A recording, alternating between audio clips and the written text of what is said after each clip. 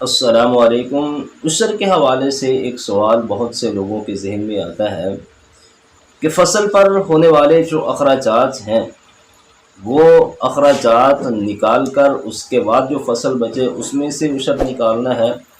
یا پھر اخراجات نکالے بنا جو مکمل پیداوار ہوئی ہے سب سے پہلے اس میں سے عشر نکالنا ہے۔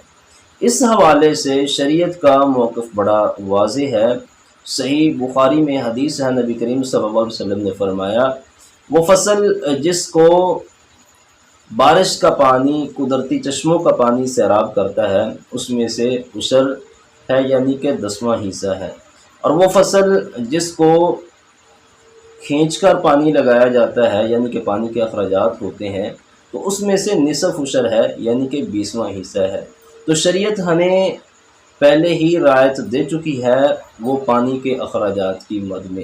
اس کے علاوہ شریعت نے ہمیں کسی بھی چیز کی رعایت نہیں دی، اور اللہ کے نبی صلی اللہ علیہ وسلم کے فرمان سے اور قرآن کریم کی آیت مبارکہ وَآتُوا حَقَّهُ يَوْمَ حَصَادِهِ